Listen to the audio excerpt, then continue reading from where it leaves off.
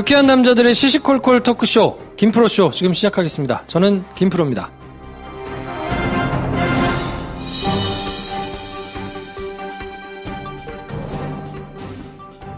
어서 오세요. 안녕하십니까. 네, 영화 부문 1위 팟캐스트.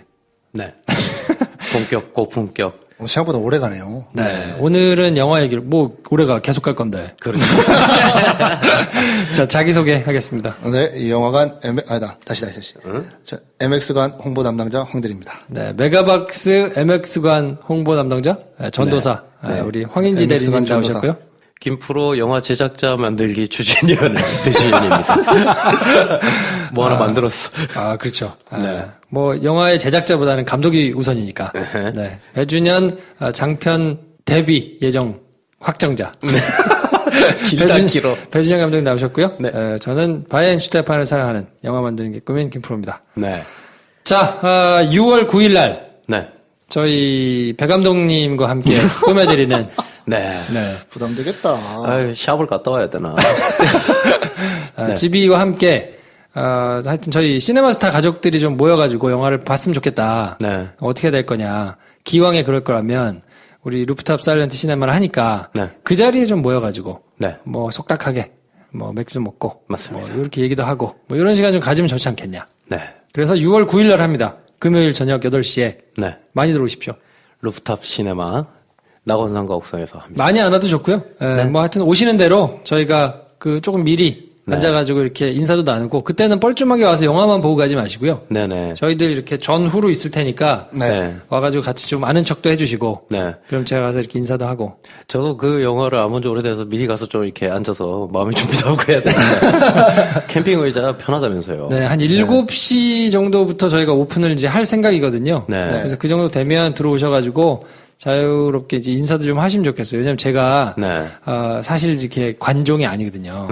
그래서 막 이렇게 그런 걸 잘 못 즐겨요. 사람들이 막 이렇게 일부러 가서 막 이렇게 아는 척하고 무대에 올라가서 얘기하는 거는 불편하지는 않은데 이렇게 그냥 일반적인 자리에서 이렇게 하고 이런 거는 사실 잘 못 하는데 저도 약간 근데 뻘쭘해서 그렇죠. 네. 그러다 보니까 김프로 쇼를 듣고 오신 분들이 계신데 뭔가 이렇게 거기서도 좀 뻘쭘해서 하셔서 지금. 네. 이게 참 우리가 안 맞는 성향인데, 그죠? 그래. 막 이런 거 하면서, 심지어 저는 페이스북 친구도 안 맞는데. 그러니까 그래. 저도 그래서 막 이렇게 소심하게 댓글에다가 나도 좋아요. 이 정도 표시 눌러주는 거 말고는 근데 안 되는데. 오셨던 분들 중에 네. 얘기를 들어보니까 그렇게 스태프분들한테 얘기를 하고 가신 분들이 많대요. 뭐 어떻게? 김프로나 데이브니어나 네네. 이런 사람들을 좀 보고 싶어서 왔다. 근데 차마 말 걸 용기가 없어가지고 네. 그냥 보고만 가는데 이렇게 안부를 전해달라. 이러고 가시는 분들이 많다는 거예요. 아하. 그럴 일은 아니다. 그렇지. 이게 그럴 일이냐. 네, 그럴 일은 제가 대단한 사람이 아니기 그러니까. 때문에 아하. 와서 아는 척을 해주시라. 왜냐면 저는 그럴 거라고 짐작이 안 되는 그런 사람이기 때문에 그래요. 여러분들이 얘기를 안 해주시면 그럴 수가 없다. 그렇지. 그래서 6월 9일에는 상호간의 뻘쭘함은 없다. 네, 그냥 오셔서 아는 척을 반갑게 해주시면 저희도 아예 반갑게 하고 네. 또 아이디 물어보고 그렇습니다. 이렇게 친하게 같이 사진도 찍고 이런 시간 가질 거니까요. 네. 시네마스타 가족분들 특히 네, 그리고 이제 네. 김프로쇼에서 영화를 즐기시는 분들 좀 많이 오셔가지고 네. 같이 좀 즐겁게 이렇게 격자지껄 그런 시간 가졌으면 좋겠습니다. 네. 나름 저희가 시네마스타 시즌 1을 이렇게 접고 김프로쇼에 다시 이제 친정으로 돌아와가지고 약간 좀 아쉬워했던 분들은 이렇게 와가지고 그냥 아쉬웠다 이렇게 한마디를 대면해서 한마디 해주시면 네. 알겠다 그 대답을 할 수 있는 자리가 누차 말씀드리지만 네. 영화 팟캐스트다. 김프로쇼는 어쩔 수 없어서 이 시사를 하고 있지만 영화 네. 팟캐스트다. 그렇습니다. 네, 그걸 꼭 알아주셨으면 좋겠고요. 네. 자, 그러면 댓글 몇 가지 좀 소개를 해드리겠습니다. 지난주에 저희 배 감독님께서 다우트 네. 추천을 해주셨는데 그거 보고 좋아하는 배우들의 10년 전 모습을 보는 재미가 있겠다. 네. 이제 황 대리님 연극 에피소드에 빵 터졌다. 네. 진 91님이 이렇게 올려주셨고요. 저는 간우님이 추천 영화 다우트 설명 중 오류를 하나 찾았습니다. 다우트 감독 존 패트릭 쉐니가 각본을 쓴 영화 얼라이브 배경은 히말라야가 아니라 남미의 안데스. 안데스입니다. 그 영화 얼라이브에 대한 설명도 적어주셨어요. 네. 72년 우루과이 대학 럭비팀 및 선수들 식구 및 관계자들이 탄 소형 비행기가 안데스 산맥에 추락하여 타고 있던 승객 승무원 45명 가운데 16명씩 이나 살아남은 우루과이 공군 571편 추락사고를 영화한 생존물. 저희가 뭐 조금 부정확한 정보가 있을 수 있으니까요. 네. 댓글로 이렇게 알려주시면 저희가 뭐 젠체 안 하니까요. 그럼요. 저희는 깔끔하게 인정합니다. 네. 네. 저는 항상 그래서 앞에 전미사를 하나 붙여요. 접두를 붙여요. 제 기억엔 이렇게. 네. 기억이 부정확할 수도 있다. 그렇죠. 네. 네. 자, 아무튼 조만간 저희 5명이서 제주도 공개 방송을 할 예정이니까 하얀 언덕 펜션. 네, 하얀 언덕 펜션. 네. 많이 찾아오셔가지고 네. 제주도 계신 분들 혹은 제주도를 놀러 가실 예정이실 분들 뭐 이런 분들 같이 모여서 우리 하얀 언덕 펜션 카페에서 네. 계속 딱하게 모여가지고 만남의 시간을 가지면 좋지 않을까. 많이 오셔도 좋고 뭐 한두 명이 오셔도 좋습니다. 그렇죠. 네. 네. 어차피 저희들끼리 놀러 가는 거기 때문에. 어차피 우리끼리 가는 건데, 네. 네. 구경 오셔도 된다. 네. 네. 자, 그러면 이번 시간에 선물 받으실 분은요. 술친금 친구 술친금 받으실 분은 에드워드 K님. 네. 그리고 애터미 선크림 받으실 분은 림입니다. 우리 테리 오빠가 선크림 받겠다고 쓴 것 같던데. 그러니까. 야, 네. 그 뭐예요? 갑자기 왜 오는 거야? 나도 모르겠어. 말씀을 하시면 될 텐데 그러니까, 굳이. 테리 네. 오빠 다 수줍당이야. 다. 내가 볼 때는 저희들이 내린 결론이 있지. 나머지 그 세 사람이 내린 결론은 음주 댓글이다. 음주 댓글이다. 시간이 음주를 하고 나서 올릴 수 있는 시간이다. 아, 그렇구나. 새벽 뭐 2시 넘어서인가요? 네네. 2시인가 3시인가 했는데 음주를 하고 나서 술김에 올리신 것으로 강력하게 그렇구나. 추정이 됩니다. 네. 옛날 뭐 박지원 페북글 같은 그런 거군요. 네. 아무튼 음성 메시지 보내주시면 저희가 그 많이 선물들 드리고 있으니까 네. 네. 음성 메시지 많이 보내주시고요. 특별히 이 영화 관련해가지고 네. 뭐 배감독 황대리 뭐 이렇게 언급해주시는 그런 음성 메시지들은 네. 저희가 특별히 그 볼까 말까 보고 듣자 뭐 요 편에다가 맞춰서. 저희가 넣어드리고 있거든요. 네. 많이 좀 보내주세요. 네. 뭐 부담 가지실 거 없고 네, 저희는 편애합니다, 편애. 네. 우리, 네. 편하게 녹음하셔가지고 네. 보내주시면 저희가 하여튼 예쁘게 포장해가지고 넣어드리고 선물도 쏴드리니까 네. 하여튼 뭐 적극적으로 참여해주시면 좋겠습니다. 네. 자, 그러면 오늘도 마찬가지로 광고 듣고 오겠습니다.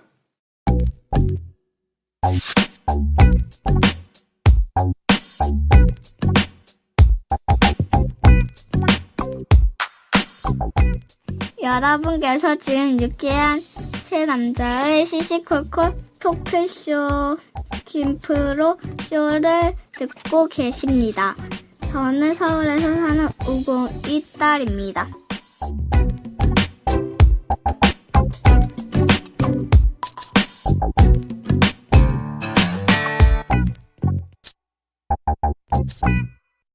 네.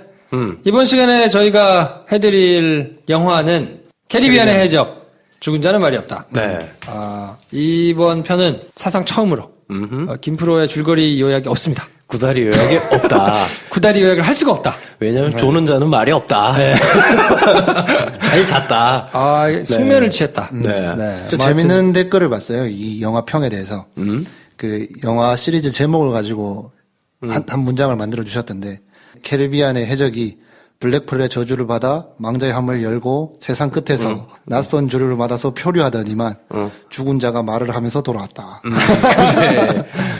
결과적으로 요번 편이 좀 약간 재밌었다. 뭐 그런 식으로 써주셨더라고요. 재밌었다고요? 그래요? 일단 5편을 다 보신 분이네. 그러겠죠. 뭐, 네. 그러니까 난 기억이 잘 안 나. 캐리비안 해적이 뭔가 하나의 긴 이야기를 가지고 나눠가는 게 아니라 반지의제왕처럼 이게 하나하나마다의 그 신화들을 주로 해서 다루다 보니까 네. 이게 중간중간에 그럼에도 불구하고 캐릭터들의 약간의 우여곡절들이 있잖아요. 예를 들면 올랜도 블룸이 그 이번 편에 보면서 느꼈던 건데, 얘가 뭔 일이 있었나? 그 사이에. 얼굴에 왜 딱지 붙이고 나타나가지고. 이래놓고 재밌게 봤대. 이래놓고 정말. 따지고 온 게 아니라, 그냥 뭐, 제가 뭔 일이 있었나 보다. 내가 봤을 때 약간 CG 성애자야. CG가 많이 나오면 재밌다. 이렇게 생각한 것 같아. 근데 나름 이게 있어요. 그러니까 저도 사실은 크레딧을 끝까지 안 보고 나오긴 했는데 이 영화를 크레딧 맨 끝에 쿠키 영상이 하나 나온다면서요. 그렇죠. 네. 네, 저는 보고 나왔는데, 이제 뭐, 보고 듣자 하는 편이니까. 네. 내용 어떤 겁니까? 그 문어 그 아저씨는 뭐죠? 데비 존스. 데비 존스. 마지막에 장면에 보면 올랜도 블룸이랑 키라 나이틀리가 이제 그 마지막 장면에서 회유하고, 그 다음에 침실에서 자고 있어요. 잠을 자고 있다는 겁니다, 여러분. 자고 있는데. 그렇지. 그렇게 생각했어. 무슨 생각을 한 거야. 야, 내가 변태라. 그래요. 설마 12세에 배드신 나오겠니, 그러면? 난 그래. 그래요. 데비 존스의 그림자처럼 보이는 게 쭉 다가와요. 깜짝 놀라가지고 올랜도 블룸이 딱 보는데 그게 꿈이었던 거야. 그 자체가. 근데 꿈에서 딱 깨보니까 아 꿈이구나 하고 딱 자는데 카메라가 쭉 내려가 보니 데비 존스의 피부에 붙어있을 법한 그 따개비들이 바닥에 몇 개 흐트러져 있고 물이 좀 묻어 있는 그 장면으로 끝나요. 그렇구나. 얘네 해변에서 놀다가 짐실로 들어왔나 보네. 그래서 뭐 차기작이 나온 다음에 아마 데비 존스가 다시 돌아온 게 아닌가. 보면 이제 그 삼지창을 깨부시면서 저주가 다 풀렸다 그랬잖아요. 그럼 그것도 궁금하더라고. 뭐 어디까지 다 풀린 거야. 뭐 모든 악당들이 다 돌아온다는 거야, 뭐야. 뭐 이런 생각도 하게 되고. 하여튼 그런 장면이 마지막에 나옵니다.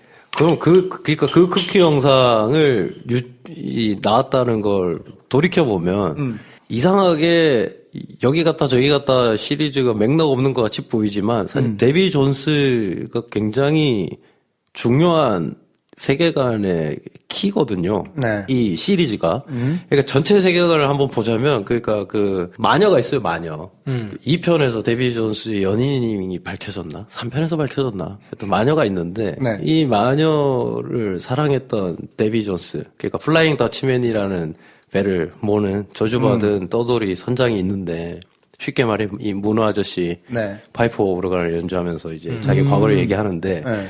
자기가 그 마녀를 사랑한 거예요. 그래서 이 마녀가 조건을 걸었나 그랬을 거예요, 아마. 바다에서 죽은 망자들의 원혼을 이렇게 모아오는 어떤 임무를 줘요. 그걸로 이제 구애를 한 거죠, 데비 존스는. 그래서 플라잉 더치맨이 이제 바다를 이제 떠돌기 시작한 거예요. 그러니까 이게 데비 존스와 플라잉 더치맨의 전설의 시작이다라고 이제 뻥을 친 거죠. 이 영화에서, 이 시리즈 안에서. 그리고 그렇게 했으나 사랑을 받아주지 않았어요. 머리를 봤거든요. 네. 그러면서 이제 복수를 결심하고. 문화 아저씨가. 네, 문화 아저씨가 계속 바다를 그 모습으로 떠돌고 있는 거예요. 그 와중에 빌 터너라는 그 올랜도 블룸이 분한 그 해적의 아버지가 거기에 저주를 받아가지고 거기서 몇십 년 동안 이제 일을 해야 하는 저주에 갇혀 있거든요. 그래서 올랜도 블룸 자기 아버지를 구하는 이야기가 또 연결돼 있고. 그리고 데비 존스가 크라켄이라는 또 심해 괴물을, 전설의 괴물을 자기 수염같이 생긴 문어의 몇십만 배 되는 크기의 이 크라켄을 조종하는 뭐 장면도 나오고. 그리고 올랜도 블룸이 아버지를 구출해내고 4편에서였나요? 자기가 대신 그 저주를 받아들이는데 이게 아마 그게 3편일 거예요. 아마. 엘리자베스 스완, 그러니까 키라 나이틀리를 구하기 위해서 아마 그렇게 됐을 거예요. 정확하지는 않은데. 그래서 얘네는 1년에 한 번씩 특정한 날에만 그 플라잉 더치맨 호가 해상으로 나오면 그때 한 번씩밖에 멀리서 서로를 바라볼 수밖에 없는 그런 이런 사연이 있었는데 많이 들어가 있네. 동양의 견우와 직녀도 들어가 있고 그렇지. 많이 들어가 있네. 삼지창 깨면서 이게 다 이제 세계관 파괴된 거지 이제 다 풀려났대. 그러니까 또 다시 이제 시작이 될 수 있는. 이게 좀 약간 리부트라고 그냥 쉽게 이야기를 하자면 좀 약간 이상한 되게 특이한 지점이 있었어요. 뭐냐면 보통 이제 시리즈를 새롭게 한번 가져가겠다. 벌써 10년이 지났으니까 새롭게 가져가겠다 그러면 기존의 캐릭터들이 미리 등장을 해서 그들의 화려한 퇴장 이후에 그 세컨 제너레이션이 그 바톤을 이어받는 걸로 보통 이해가 되는데 이 시리즈는 이상한 게 반대로 돼가지고 그 세컨 제너레이션이 먼저 등장을 해가지고 마지막에는 원래 제너레이션을 부활시키는 약간 뭐야 그럼 다시 뭐 우라카이 하겠다는 거야 뭐야. 그러니까 여기서 약간 특이한 지점이 있긴 하더라고요. 그래서 저는 그 세컨 제너레이션 이번 영화의 주역들이 참 안타까운 게 이름이 카야인데 배우 이름이 저 카야 스코델라. 네, 카야 스코델라. 카리나고. 카야 스코델라 배우를 제가 카야 되게 스코델라 리오. 네, 좋아하게 된 영화 한 편 있거든요. 기존에 봤어요? 미드에 굉장히 주역으로 활약한 드라마가 있대요. 네. 근데 저는 그 드라마는 보진 못했고 폭풍의 언덕이라는 엄청난 유명한 소설이 있잖아요. 네.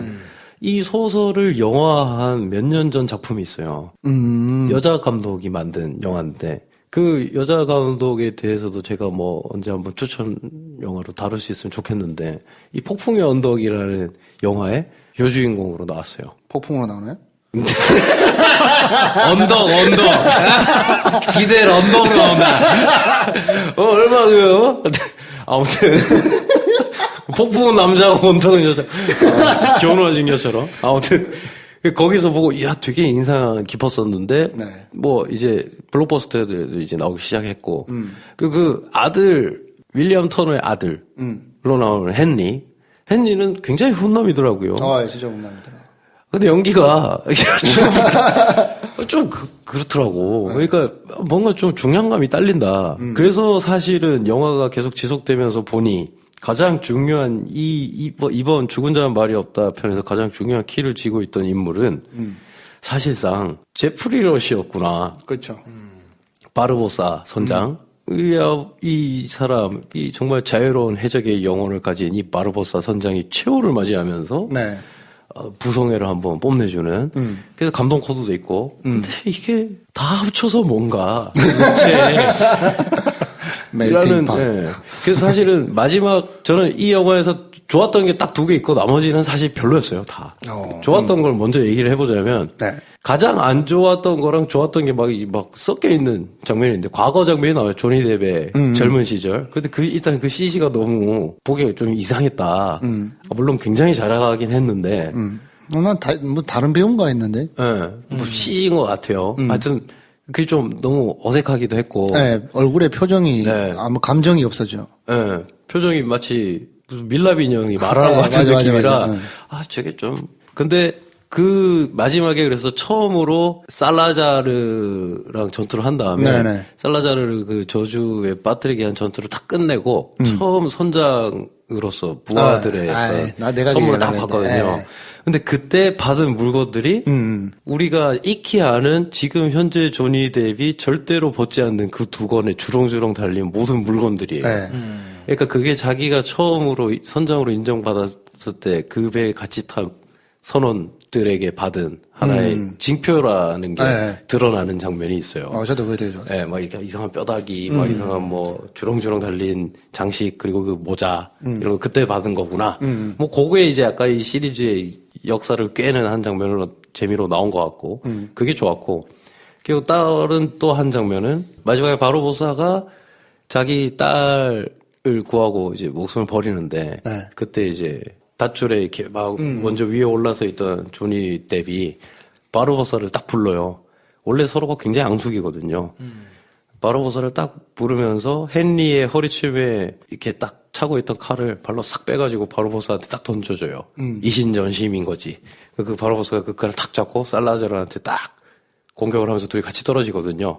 그때 조니 뎁의 표정이 무표정인데 굉장히 이때까지 이 시리즈를 통틀어서 서로 우르렁대면서 물고 뜯던 바르보사를 자기의 유일한 친구로 인정하면서 그의 어떤 죽음을 끝까지 바라보는 그 눈빛. 그건 그냥 조니 뎁이 이때까지 이 시리즈를 끌어왔기 때문에 가능한 클로즈업이었던 것 같고. 그리고 나서 얘네가 무사히 이제 블랙포로에 딱 올라선 다음에 한마디를 딱 해요. 해적다운 삶을 살았어. 바르보사. 이렇게 얘기를 하는데 그 장면이 굉장히 이 시리즈를 설명해주는, 그러니까 막 정말 이기적이고 기준도 없고 서로 뒤통수 때리고 배신하고 막 하나도 진지한 모습을 보여주지 않는 이들이 왜 이렇게 사는가? 왜냐하면 우리는 해적이니까. 뭐 이런 걸 표현해주는 대사인 것 같아서 뭐 그건 좋았는데 나머지는 다 별로였다. 이거 2개를 보러 가겠다면 내가 안 말리겠다. 뭐 그 정도로 좀 그랬어요. 황대리님 어땠어요? 좀 뭐 재밌었던 지점이 저는 스토리는 잘 모르겠고. 네. 그게 신기해요. 뭐가? 이게 되게 지금 시대에 듣기 힘든 코멘트일 건데 거기서 만들어지는 CG나 액션들이 되게 신기해요.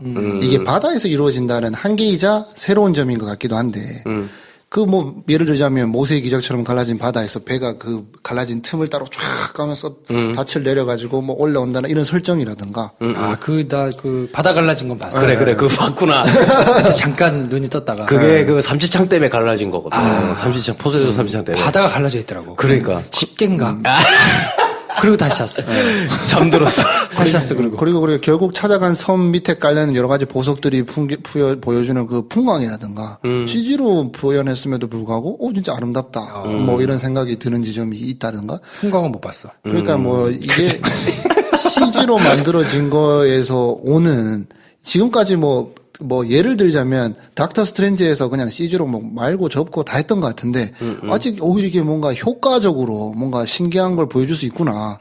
그래서 그냥 그런 부분에서 예측 불가능한 게 있더라고요. 네. 바다를 어떻게 보여주나. 사실 CG 중에 바다를 이제 물을 CG로 구현하는 게 정말 어려운 난이도라고 하는데 네. 진짜 그 물을 가지고 노는 솜씨는 정말 너무 재밌었고 되게 재밌었어요. 또 저주가 풀리는데 막상 걔들이 저주 풀리기 전에는 유령이니까 바다 속에 있잖아. 근데 저주가 바닷속에서 풀리니까 밖에 빨리 무트로 나와야 되는 거야. 사람이 돼버려가지고. 네. 그래서 후다닥 뛰어나오는 뭐 그런 설정이라든가, 뭐 바다에서 해상 전투씬 같은 것들도 뭐 사실 뭐 딱히 흔들릴 게 없을 정도로 되게 재밌었고, 액션에서 주는 재미가 있어요. 근데 이 액션의 재미라는 게 12세 관람가의 수준을 유지하면서 해상 전투를 벌여야 되잖아요. 근데 그 수위를 조절하면서도 보여줄 수 있는 재미가 있고, 또 야름에 되게 재밌는 디테일도 되게 많이 있어요. 이게 뭐 CG로 번복이 된 영화라고 생각을 쉽게 할 수 있겠지만 캐리비안의 해적의 약간 톤 앤 매너가 어떤 게 있냐면 최대한 CG 사용을 줄인다라는 또 이런 키워드를 가지고 가는 것도 있어요. 네. 최대한 뭐 써야 될 때는 쓰지만 그거 외에는 최대한 표현을 하려고 하는데 모르겠지만 진짜 바다 같았어요, 느낌이. 그리고 또 피부를 표현하는 거 이런 걸로 그렇지. 재미를 느끼는 게 좀 이상하긴 한데. 너 제프리 러시 피부 얘기하려고 그런 거지. 거기 나오는 모든 배우들의 피부, 제프리 러시가 특히 그렇고 그렇지. 피부가 굉장히 안 좋은데 이게 정말 해변에서 직사광선을 많이 받아서 생길 법한 그런 불긋한 피부가 있잖아요. 다 그렇게 표현이 돼 있어요. 약간 그러기서 오는 약간 실제감 같은 게 있어요. 네. 뭐 그런 재미들도 있고.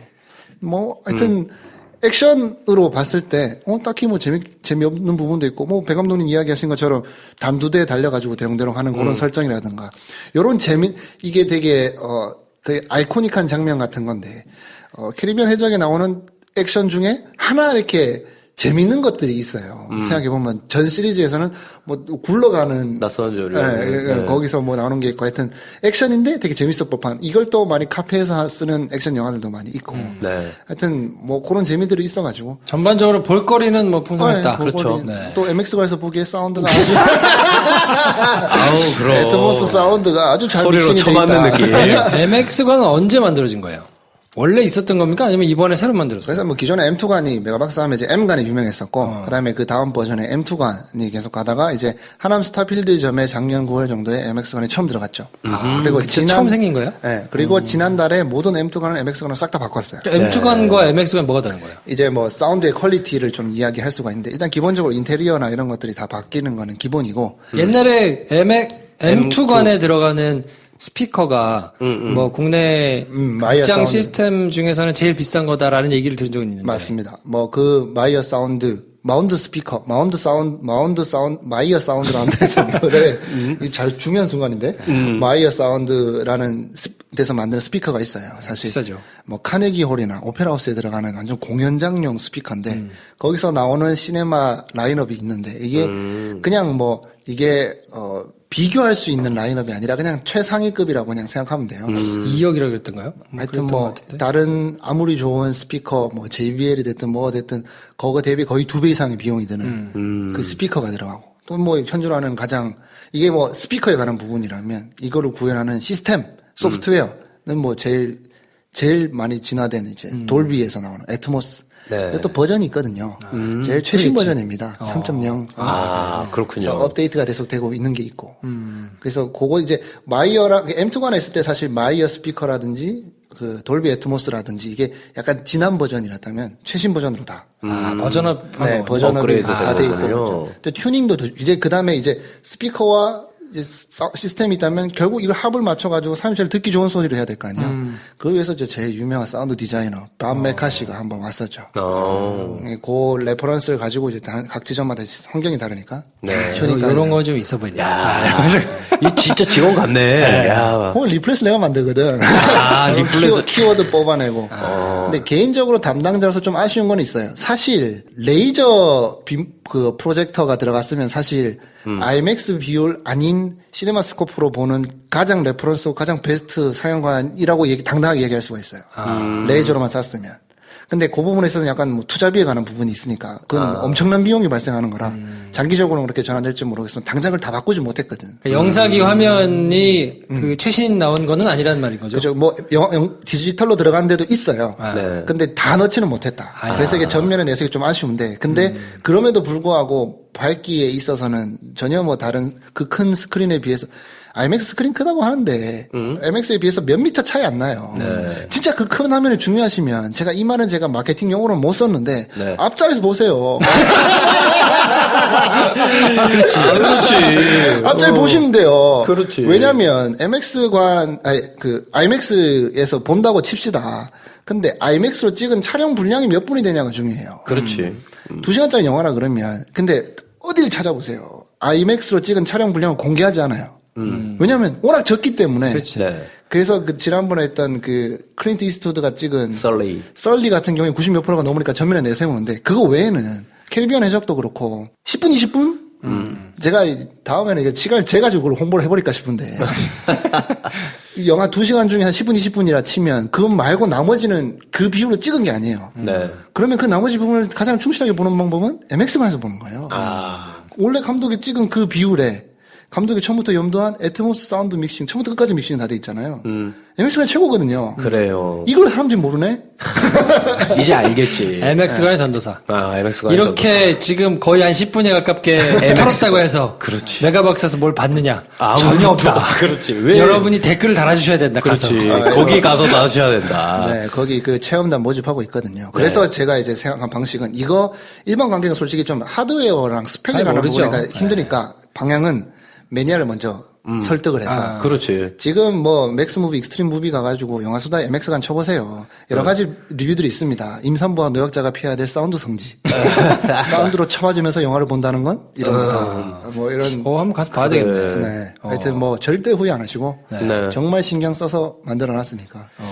여기까지가 MX관 전도였고요. 그러니까요. 네. MX관. 뭐 얘기하다 한번 가서 봐야 되겠네. 아니, 저는 사실, 네. 황대리 어느 분이 청취자분 중에 그런 질문도 댓글에다 올려주신 분이 계시던데, 황대리님하고 이제 같이 하니까, 네. 영화는 돈 내고 안 보시겠죠? 네. 황대리님은 메가박스에서만 영화를 보시나요?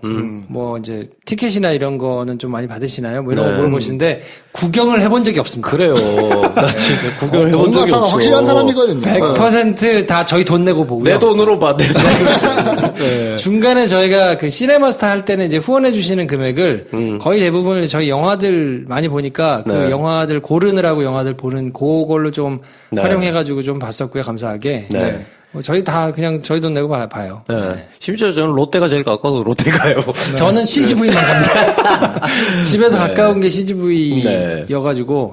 그렇죠. 또 CGV에서만 보니까 그 포인트를 얼마 안 되는 걸 주는데 그게 또 많이 쌓이다 보니까 다른 데 가기가 좀 그렇더라고요. 우리는 막 극장에서 할인권을 막 뿌려주더라고. 아, 그래요? 네. 그래서 평일 가면 싸게 보고 그래서 딴 데를 못 가겠네. CGV 포인트가 5%거든요. 5%. 메가박스 10%거든요. 그러니까. 그래? 근데도 불편해서 못 가겠어요. 메가박스 앱 진짜 불편하거든요. 앱이 예전에 앱은 진짜 CGV가 제일 편해요. 그지. 네. 예전에 이거 노코멘트 하겠습니다. 시네마스터 댓글에 이거 앱 어떻게 해달라고 막. 그렇죠, 그렇지. 그때 올라와가지고. 아니, 정말 객관적으로 불편해요. 메가박스 불편하고 저한테 얘기하지 마세요. 롯데는 네. CGV와 메가박스를 반절씩 베꼈습니다. 그래요. 그래서 거기가 제일 불편해. 정말로. 그냥 반절씩 깔끔하게 따다가 그냥 베꼈어. 나는 그러고 보면 진짜 올드스쿨이다. 저는 자전거를 타고 가서 극장 거기서 삽니까? 1층에 이렇게 백화점 1층에 창구가 있어요. 그런 극장이 요즘도 있어요, 여러분. 백화점도 거기만 있는 백화점이에요. 무슨 현대백화점 이런 게 아니고. 행복한 백화점? 행복한 세상? 그랜드 백화점이라고 있어. 그랜드 일산에 있지, 그치? 네, 그랜드 백화점 1층에 그 창구에 창구 직원한테 제가 물어봤어. 얘기를 하면 마이크로 대답을 해주고 제가 이제 카드를 넣어주면 표와 함께 다시 주는 그 시스템. 그러면서 꼭 직접 저한테 이제 할인권을 주거든요. 종이로 된. 그래서 내가 딴 데를 못 가겠네. 근데 가끔 M2관에 가서 보고 싶은 영화들을 찾아서 가고 보고 하긴 했어요. 사운드 때문에. 근데 MX관을 한번 찾아볼 만하다. 그러니까 그건 한번 가서 보고 솔직한 후기를. 그래. 저는 후지면 후지다고 얘기하거든요. 그럼요. 네. 자, 그래서 이렇게 쓸데없는 얘기가 길다는 얘기는 별로 할 얘기가 없다는 얘기지. 영화에 대해서 별로 그렇게 할 얘기가 없다. 해적 얘기는 합시다. 근데 사실 저는 이게 좀 너무 아쉬웠던 게 하비에르 바르뎀이 나왔잖아요. 그러니까 우리 시대의 진짜, 캐릭터인데. 그 형님이 네, 이게 별 볼 일이 없어 여기서. 그냥 좀 아쉽더라고요. 아니, 사실 그런 건 있어요. 근데 사실 막 대사가 많은 것도 아니고 출연이 생각보다 많은 것도 아닌데 확실히 무게감이 있어요. 있죠. 캐릭터 자체가 얼굴에서 주는 거랑 그 발음에서 오는 정말 그냥 본투비 악역이야. 그래요. 여기는 악역 얼굴을 거길 따라가는 얼굴은 없는 것 같아요. 맞아요. 이 형님이 했으니까 이 정도지. 얘가 나쁜 애구나라고 느끼기라도 하지. 앵간한 악역이 갖다 댔으면 힘들었을 것 같아요. 근데 오히려 저는 데비 존스 그 파이프 오르간을 치던 데비 존스의 어떤 이런 그런 게 좀 안 느껴지더라고요. 너무 단순한 어린데 나를 발라버린 잭 스패로에 대한 분함 뭐 요거랑 근데 그 수십 년을 긴 세월을 그곳에 갇혀 있으면서 뭐 생겨났을 법한 어떤 뭐 행동이나 예를 들면 데비 존스는 문어기도 하거니와 문어 CG가 너무 잘 돼 있기도 하고 막 따개비들도 붙어 있고 말투나 막 약간 조금씩 있는 이런 행동들에서 캐릭터가 탁 잘 캐치가 됐는데 이번 그 살라자르는 그냥 CG야. 너무 얘는 그러니까 어떤 능력이나 어떤 캐릭터로 지금 나한테 다가오는 거지? 이런 게 잘 안 읽히고 전 여배우들 사용법이 조금 그래요. 오히려 엘리자베스 스완, 그러니까 키라 라이틀리가 분한 역할은 굉장히 그래도 그 시대에 좀 흥미로운 캐릭터였는데 심지어 잭 스페로 뒤통수를 치기도 하고 막 나중에 2편에선 그랬나? 근데 여기서는 대놓고 이제 요즘 시대가 어떤 시대입니까? 여성들의 어떤 이런 주체적인 모습을 전면에 내세우는 것으로도 재미를 충분히 느끼게 해줄 수 있다는 걸 사람들이 많이 알게 된 이 시기에 그걸 전면에 내세움에도 불구하고 어쩔 수 없이 코르셋만 입고 물에 뛰어 들어가지고 가장 먼저 도망가는 의미 없는 장면이 들어가야만 하는 그러니까 이 시리즈의 이게 또 한계가 아닌가. 디즈니의 어떤 보수적이면서 그냥 오락 영화의 한계를 보여주는 장면들이 계속 보이기도 하고 얘가 어떤 액션을 하질 않아요. 여자 주인공이. 심지어 키라 라이틀리는 칼싸움도 하고 페넬로페 크루즈는 잭 스페로의 전 여인이면서 도적질에도 능하고 칼싸움에도 능하고 뭐 이런 게 나왔었는데 가장 좀 맥 빠지는 여주인공이 아니었나 싶은 느낌도 들고 그래서 뭐 이런저런 아쉬움을 좀 느끼던 차에 제가 사실은 아까 농담처럼 해적 얘기나 하자고 했지만 원래 해적 얘기를 제가 좀 좋아해가지고 책도 찾아보고 막 그랬었거든요. 거기 보면은 실제로 여자 해적들 중에 굉장히 유명한 해적들도 있어요.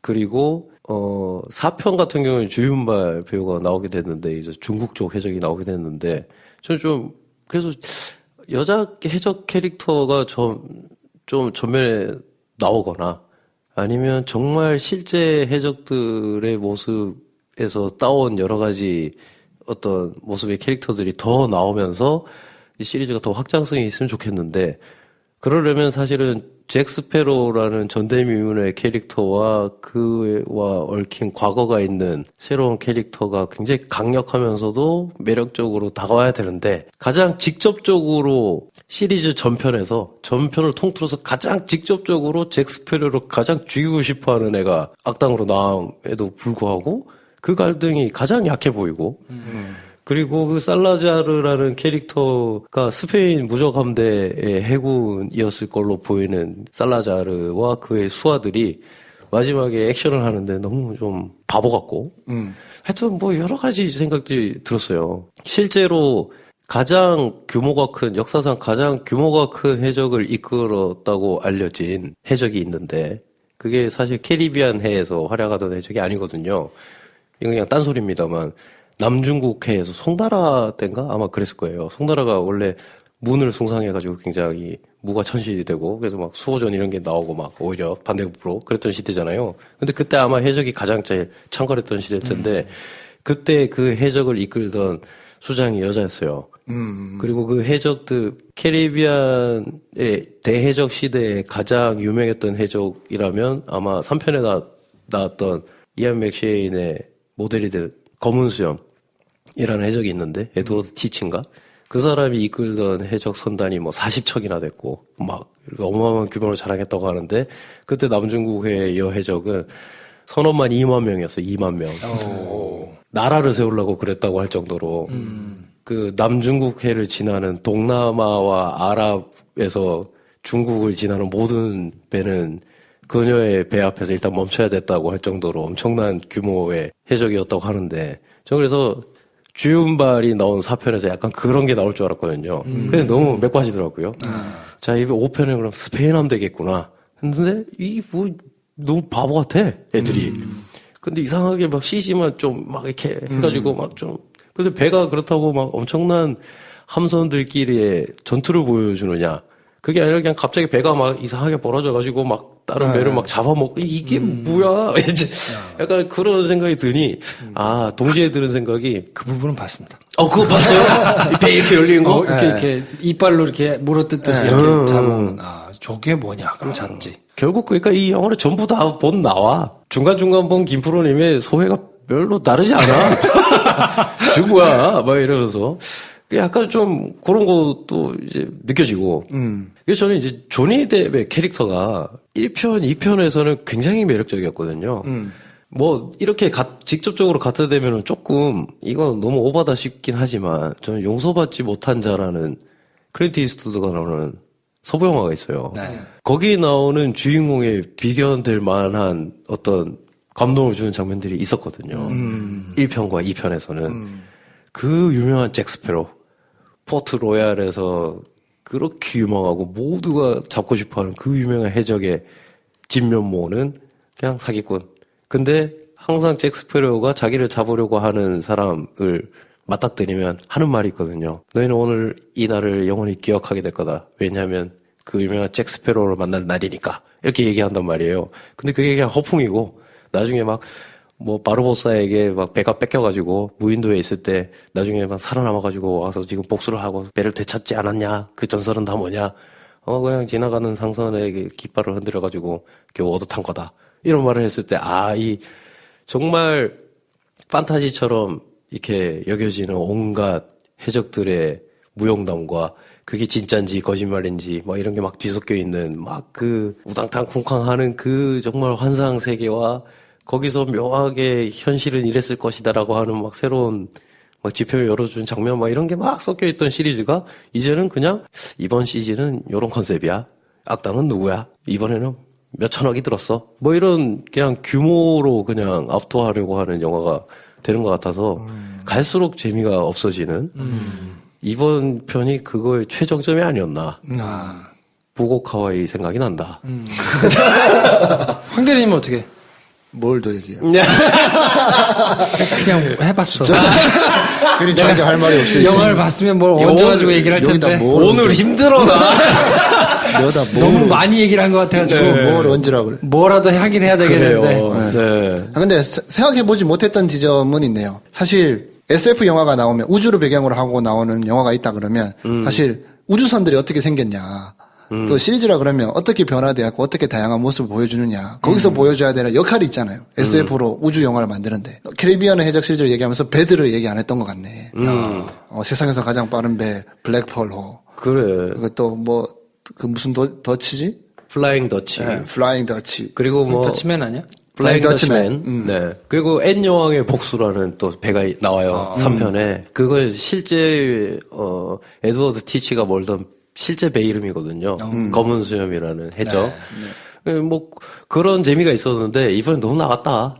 또 이번에 타고 나오는 그 양반의 그 갈매기 배. 그 이름 뭐지? 무슨 갈매기였는데? 똥산 갈매기였나? 그 조각배 같은 거. 네. 네. 그리고 그런 배들을 보는 재미도 원래 쏠쏠하게 있었고. 근데 이번에 나오는 배는 다 부러진 배라고 가지고 뭔지도 잘 모르겠고. 그리고 블랙펄호가 세상에서 가장 빠른 배인데 세상에서 가장 빠른 배의 위용을 보여주는 장면이 과연 있었나. 뭐 이런 생각도 들고. 또 그 블랙펄호 같은 경우에는 4편에 안 나오고 3편에 나왔다가 이제 처음 나오는 건가? 그래서 거의 한 10년 만에 나오는 블랙볼 혼데 등장하는 거에 있어서도 그냥 약간 유머러스하게 풀어가지고 네. 뭔가 약간 힘을 주고 거대해 보이고 스케일감을 줘야 될 부분에 있어서 조금 그런 부분에 좀 아쉬운 게 있어가지고 사실 그 장면을 막 기다리고 있던 사람들도 많이 있었을 건데 약간 거기에 대한 기대를 좀 충족하기는 좀 부족하지 않았나. 그러니까 이 시리즈가 사실 그래서 근데 제가 보러 갔을 때 아이들과 같이 온 부모님들이 엄청 많았거든요. 아이들은 정말 재밌게 보더라고요. 깔깔대면서 막 진짜 재밌게 그러면서 또 느낀 게 캐리비안 해저의 CG가 김프로님이 별로 안 좋아할 수 있을 스타일이에요.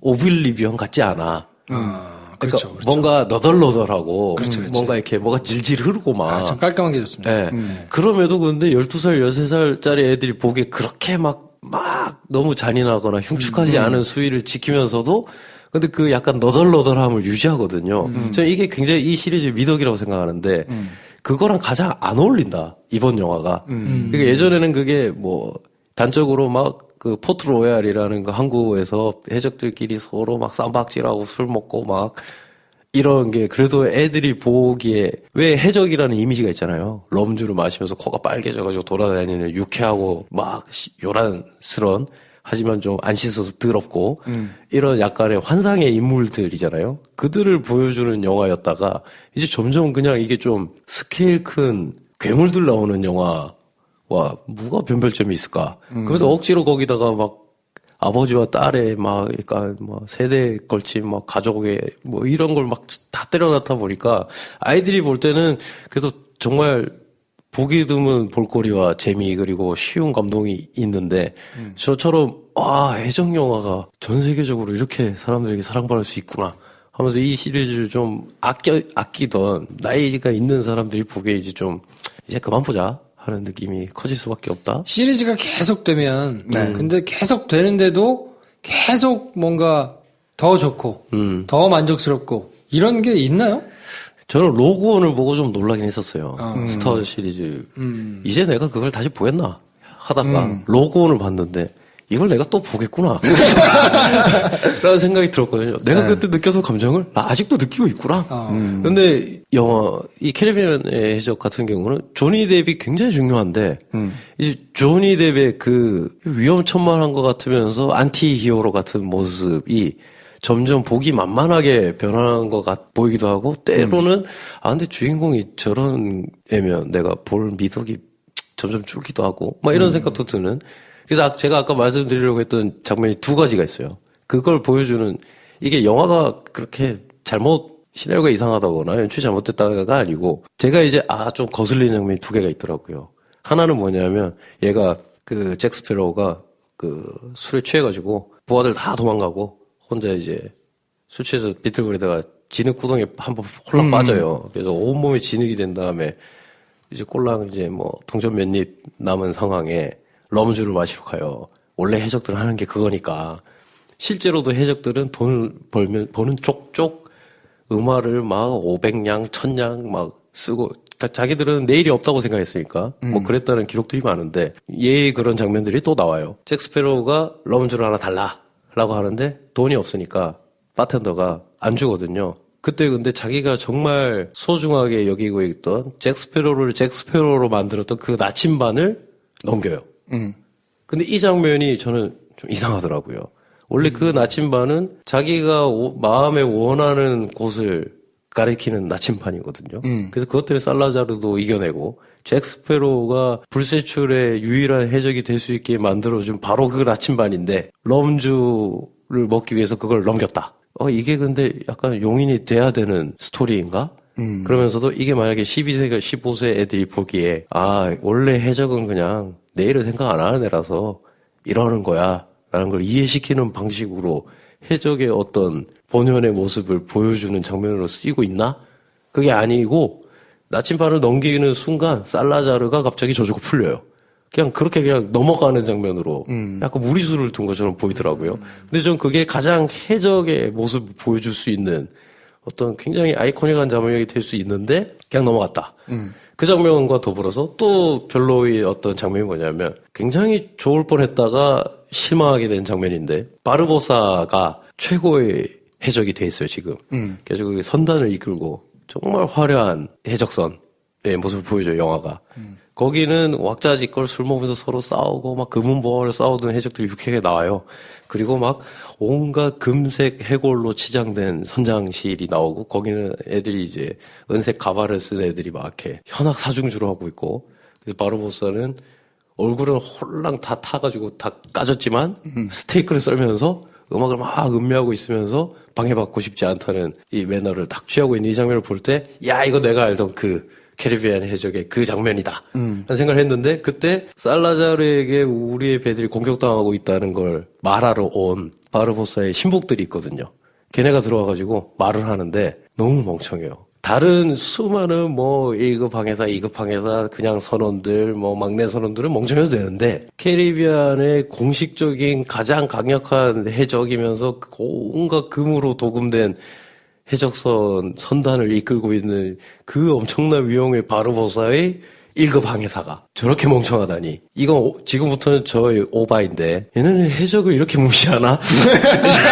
이거 그냥 애들 보고 웃고 떠들면 되는 영화가 된 건가? 이걸 근데 6번째 영화를 또 만들겠다고? 이런 생각이 막 들면서 슬퍼졌던. 자, 이거는 해적에 대한 관심과 지식이 많아서 생기는 거기 때문에 대다수의 사람들이 느끼기는 어려울 수도 있겠다. 뭐 그렇죠. 뭐 그런 생각이 드네요. 네. 뭐 개인적인 소회는 그랬어요. 네. 근데 이걸 딱히 굳이 말하자면 이런 거지. 볼 때 뭐 그냥 별 생각 없었거든요. 네. 근데 별 생각 없다가 가장 무서운 게 야, 볼거리 많다. 근데 무슨 말인지 내가 뭘 본 건지 모르겠다. 이런 영화가 항상 초대화 흥행을 하잖아요. 네.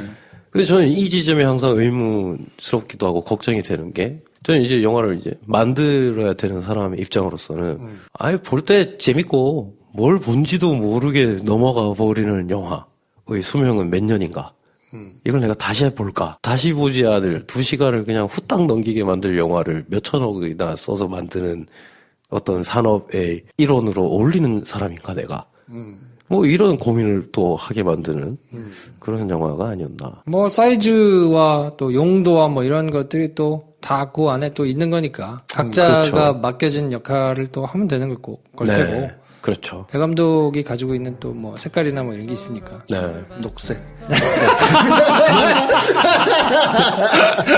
발키리. 발키리 같은 감독의 영화. 색깔은 녹색. 뭐 진가를 알아볼 날이 올 거라고 봅니다. 네. 자, 아무튼 그러면 이번 시간은 저희가 메가박스 얘기를 더 많이 한 것 같은데. 이거 뭐야? 왜 이렇게?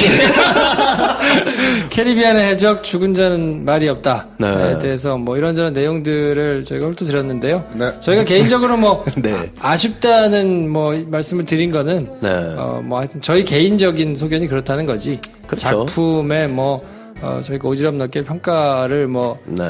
잣대를 두고 한 거는 아니니까. 뭐. 한 주 만에 100만 명이 넘게 봤는데. 그러니까요. 그렇죠. 뭐 네. 이건 하여튼 그냥 너그러운 마음으로 네. 웃고 즐기면서 좀 들어주시면 가볍게 들어주시면 좋을 것 같고요. 뭐 각자 또 가지고 계신 단상이나 의견들이 있으시면 게시판에다가 자유롭게 좀 올려주시면 네. 여러 사람들이 같이 보면서 뭐 이렇게 이런 생각도 있구나 하고 네. 지나가실 수 있으니까 그렇게 좀 즐겨주셨으면 좋겠습니다. 네. 자, 그러면 저희는 다음 주에 또 다른 영화, 괜찮은 개봉작 하나와 추천 영화 가지고 찾아오고요. 이번 시간 여기까지 하겠습니다. 네. 다음 시간에 뵙겠습니다. 감사합니다. 안녕히 계십시오. 좋아요, 구독, 공유, 알림 설정 필요합니다. 필요합니다. 안녕. 안녕.